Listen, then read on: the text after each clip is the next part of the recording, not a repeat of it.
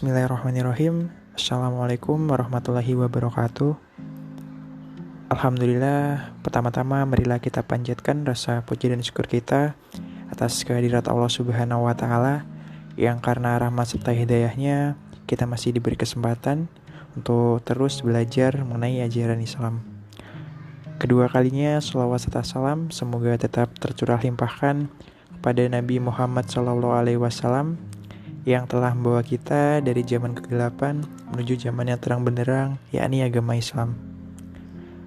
Alhamdulillah, di podcast episode 6 ini kita akan bercerita membahas mengenai kisah Islami yang berjudul Jangan Doakan Kejelekan Terhadap Anak-anakmu. Dikisahkan ada seorang pemuda yang mengembalakan kambing-kambing ayahnya. Pada suatu hari, ia meminta ayahnya agar mengizinkannya untuk pergi melakukan suatu pekerjaan.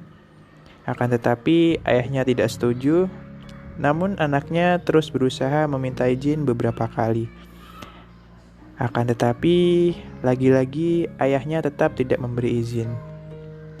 Akhirnya ia putuskan untuk pergi meskipun ayahnya tidak setuju.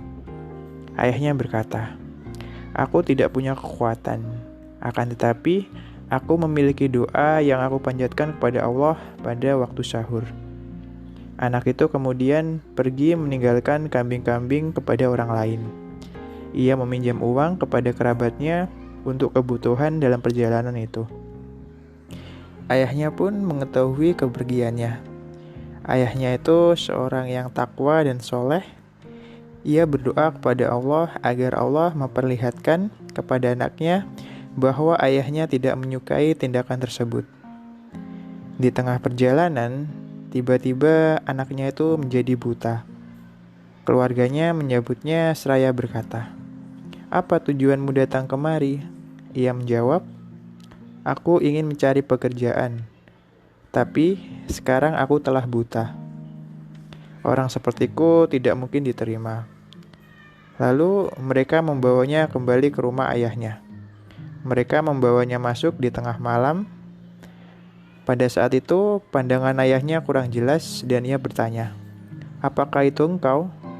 Anaknya menjawab, "Ya." Ayahnya bertanya lagi, "Apakah engkau telah mendapatkan bagianmu?" Anaknya menjawab, "Ya." Mereka memberitahukan bahwa anaknya telah menjadi buta. Ayahnya pun merasa sangat sedih. Malam itu, ayahnya melaksanakan sholat tahajud dalam keadaan sedih sambil menangis. Ia ruku dan sujud berdoa kepada Allah Subhanahu wa Ta'ala. Kemudian ia menjilat mata anaknya seraya menangis. Allah Maha mendengar, Maha dekat, dan memperkenankan doa hambanya. Belum sampai sholat subuh, anaknya itu kembali bisa melihat. Segala puji bagi Allah. Pada suatu hari, di kisah selanjutnya, dikisahkan ada seorang anak yang menyakiti dan menyusahkan ibunya. Kemudian ibunya berkata, "Pergilah, maka Allah akan mencabut nyawamu." Maka anak itu pun pergi. Ketika ia menyeberang jalan, tiba-tiba sebuah mobil menabraknya. Ketika ibu itu mendengar suara mobil, hatinya berdetak keras. Ia keluar rumah, jantung dan tulang-tulangnya gemetar karena khawatir akan kehilangan anak kesayangannya. Ketika ia melihat, ia dapati anaknya telah meninggal dunia.